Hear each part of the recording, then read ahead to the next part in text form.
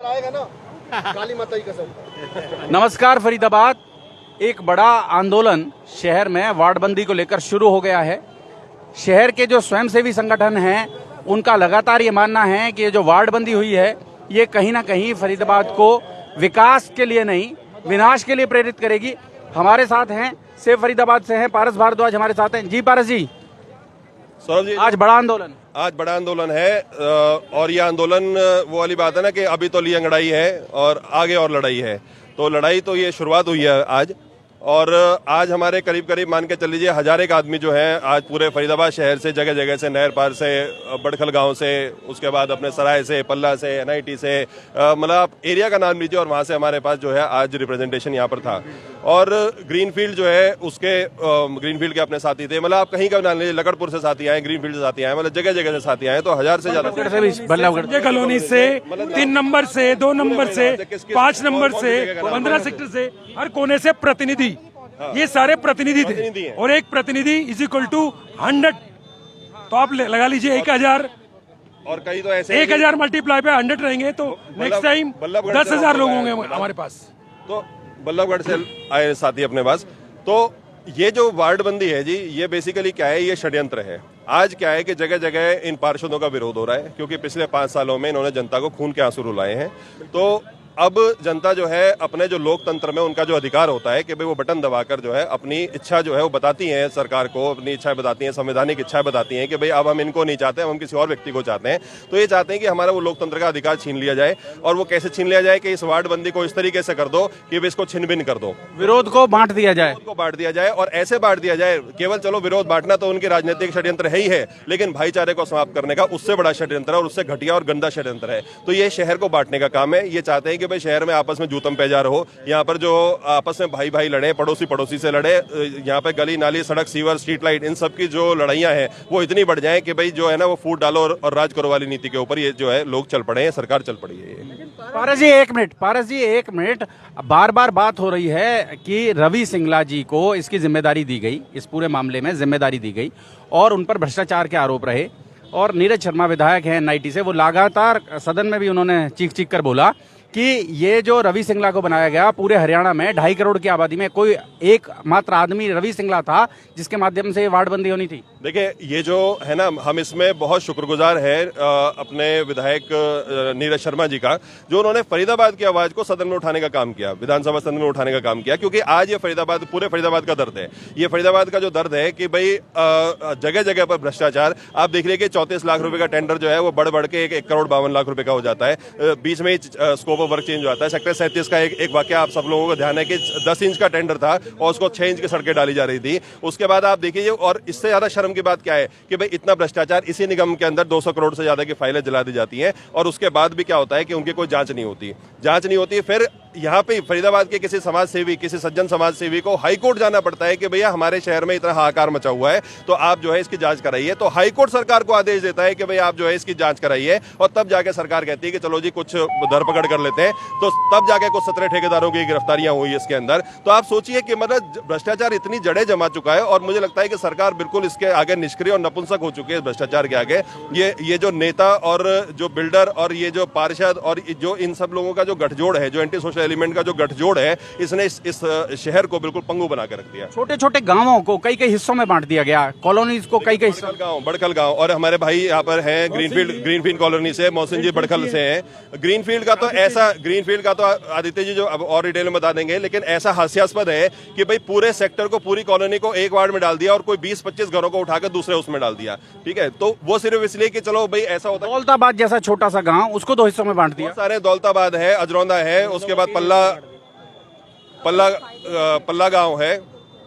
ठीक है, तो ऐसे जगह पर क्या किया इन्होंने कि भाई उसको 2-2, 3-3 हिस्सों के अंदर बांटकर विरोध करने का काम किया। बड़खल गांव का देखिए एक उदाहरण मोहसिन जी जो बता रहे हैं कि एक टुकड़े को काटकर उसको उठा के बदरपुर 12 किलोमीटर दूर दिल्ली बदरपुर बॉर्डर में मिलाया गया है, और दूसरे हिस्से को 7 किलोमीटर दूर चिमनी भाई धर्मशाला में मिलाया गया है, और तीसरे हिस्से को नवादा भांगरी 6 किलोमीटर मिलाया गया है। एक ही बड़खल के अलग अलग हिस्सों के अलग अलग दिशाओं में बांटा गया है। आखिर ऐसा क्यों?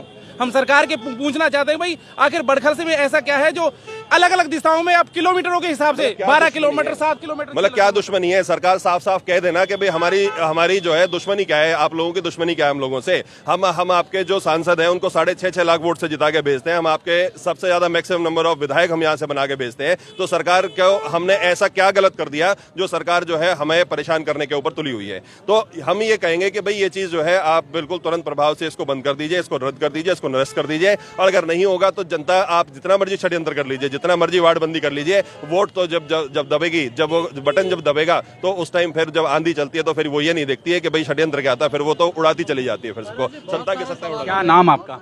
मेरा नाम राहुल सेठी है। राहुल जी, अगर हम बात करें, थोड़ा सा इधर को बात करें, क्या समस्याएं आप महसूस कर रहे हैं? ऐसा है, वार्डबंदी ये बहुत गलत तरीके से हुई है और इसमें समस्याएं काफ़ी आएंगी, क्योंकि जब आप वार्ड को ही चेंज कर देंगे, हमारे पार्षद को चेंज कर देंगे, तो हमें अगर कोई सुविधा दिक्कत होती है तो हम किसके पास जाएंगे? अभी हमारे 2 नंबर में हमारे वार्ड को एल ब्लॉक और के ब्लॉक को आपस में 2 वार्डों में बांट दिया।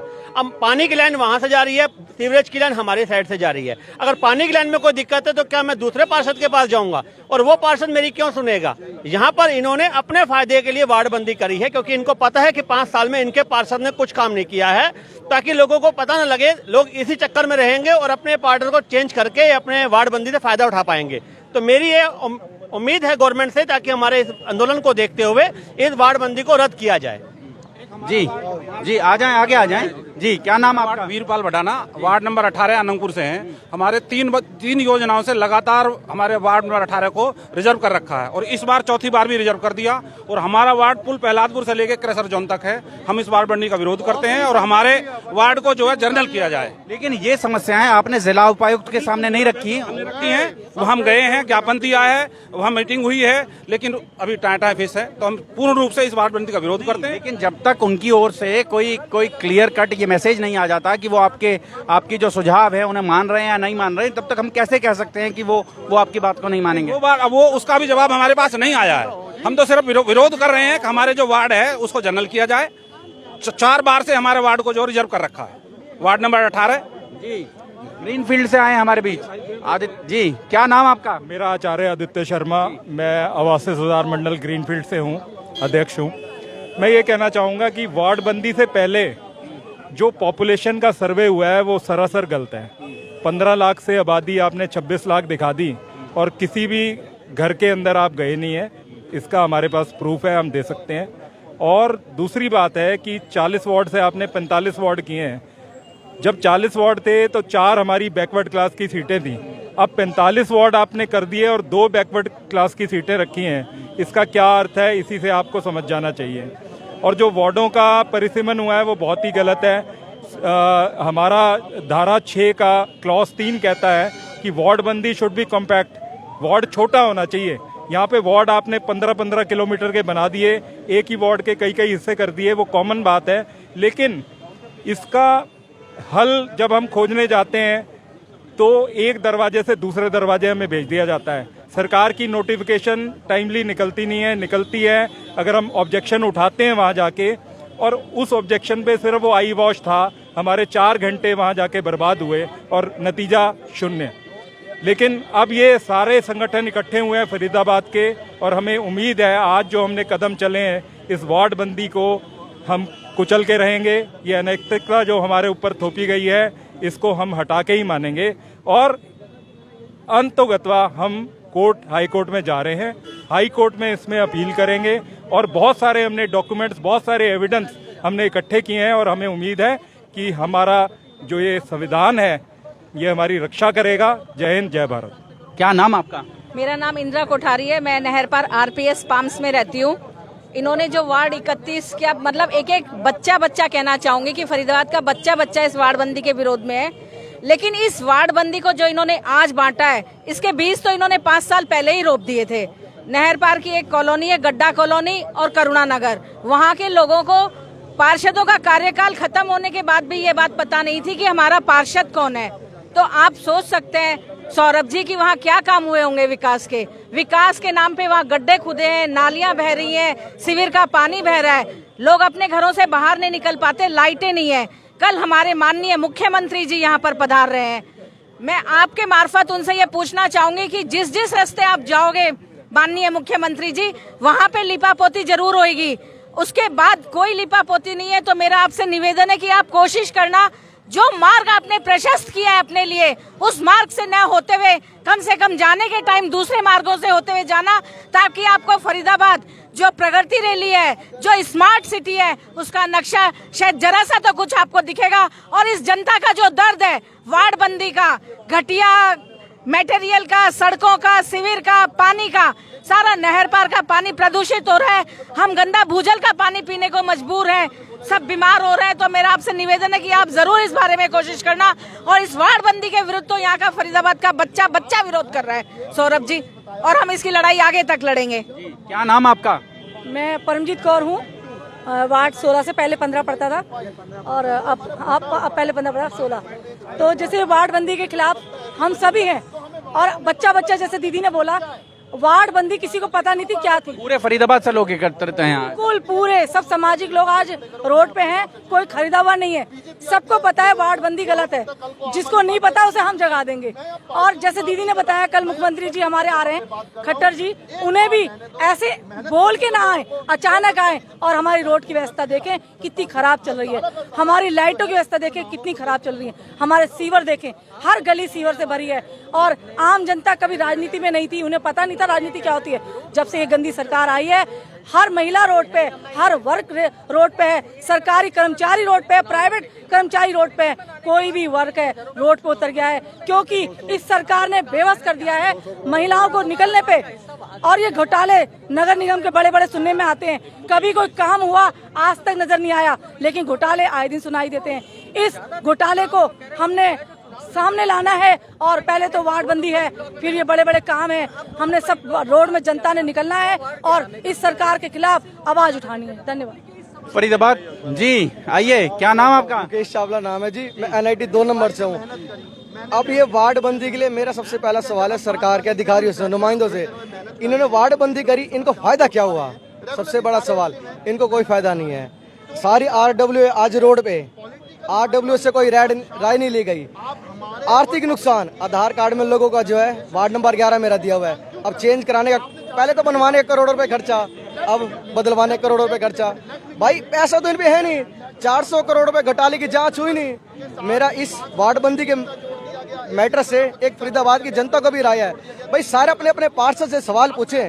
भाई जब घोटाला हुआ, नगर निगम में उजागर हुआ, लोग तो यही बात कह रहे हैं कि वो जो पार्षद आते हमारे पास ये पूछने के लिए, वोट मांगने के लिए, उनके तो वार्ड ही बदल दिया आपने। बाबूजी सुनो, वार्ड बदल दिए, वार्ड भी इस कदर जिन पार्षदों से जनता ना खुश थी, वो पार्षद जब पब्लिक के पास वोट मांगने के लिए आते, उनके तो सारे वार्ड ही तोड़ दिए। बाबूजी अपनी नाकामी छुपाने के लिए तो वार्ड तोड़े हैं। अगर किसी ने काम किया, आए ना रोड पे देखे ना, एक भी पार्षद ऐसा नहीं 45 में जो ये सीना ठोक के कह दे कि हाँ मैंने काम किया, मेरा वार्ड मत चेंज करो, मैं आता हूँ। सारे के सारे फेल, इनके सारे के सारे 45 के 45 पार्षद कोई काम नहीं किया, 0/0 नंबर है इनके 10 में से।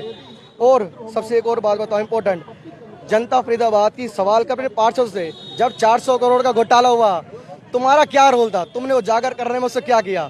तुमने किसी सरकार को चिट्ठी लिखी? इनको वोट की मार से देना पड़ेगा 90-100, इनको 0/0 जमाना जब्त, इनको हरा के भेजेंगे। क्या नाम आपका? अरुण यादव। मैं ये कहना चाहता हूँ सरकार से कि उन्होंने वार्ड बंदी करी है, एक बार जो पहले गलती करी उसको ठीक किया, फिर 5 साल फिर दोबारा वही गलती कर दी। जो वार्ड 28 था वो अब इन्होंने जो पहले वो नहर के दोनों तरफ था, आधा उधर आधा उधर, जब वो गलती थी ठीक करके एक साथ किया कि भी नहर का अलग किया, वो वार्ड अलग किया।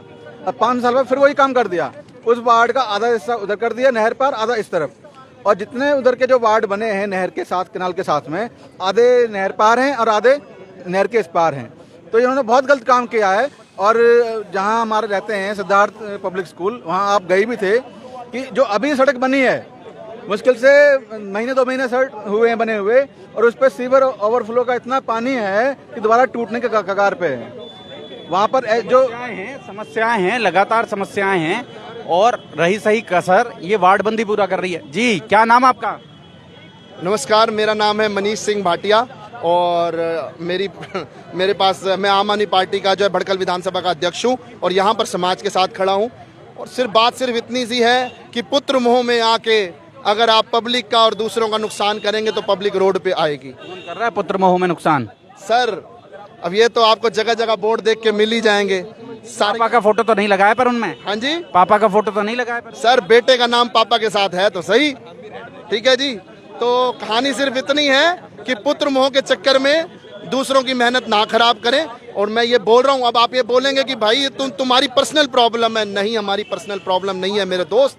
अगर इस तरह से काटते रहे, ये बहुत बड़े राजनीतिक घराने हैं, इनको पता है कि कौन सी गली से कहां से वोट आनी है, कौन से कुनबे से कहां से वोट आनी है, किस परिवार से कहां से वोट आनी है। ये लोग 20-20, 25-25 साल हो गए हमारे जैसे कार्यकर्ताओं के साथ लीडर बने पड़े हैं।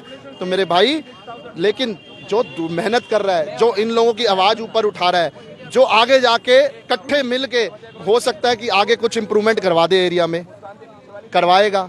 यूथ को लेकर आओगे तो करवाएगा इंप्रूवमेंट। और उसी को आप पीछे कर देंगे, कोई निकम्मा बंदा लाके आप अपने परिसीमन में घुमा घुमा के उसको पार्षद बना देंगे। फिर यही होगा, पब्लिक घूमेगी डाल डाल और नेता घूमेंगे पात पात। कहानी है। तो फरीदाबाद आप लगातार देखें, लगातार लोग, हाँ भरत जी हमारे साथ हैं, भरत अरोड़ा जी खड़े हैं हमारे साथ। क्या कहते हैं भरत जी आप? धन्यवाद करूंगा जी मौजूदा सरकार के सभी नुमाइंदों का कि इन्होंने इतनी बढ़िया वार्डबंदी करी है कि लोगों को सड़क के ऊपर आना पड़ गया। आप देखिए, लोग पहले सीवरेज के लिए सड़क पे होते थे, पानी के लिए सड़क पर होते थे, पार्क के लिए सड़क पे होते थे, सड़कों की डेवलपमेंट के लिए सड़क पर होते थे। आज वार्ड के परिसीमन को लेकर भी ये सड़क पर ले आए। तो धन्यवाद है ऐसी मौजूदा सरकार के नुमाइंदों को कि इन्होंने डेवलपमेंट तो दी नहीं, मगर वार्डबंदी के नाम पर भी लोगों को सड़क पर ला दिया। वार्डबंदी के नाम पर भी लोगों को सड़क पर ला दिया। जोड़ेंगे फरीदाबाद आपको शहर की ऐसी और महत्वपूर्ण खबरों के साथ। बहुत बहुत धन्यवाद।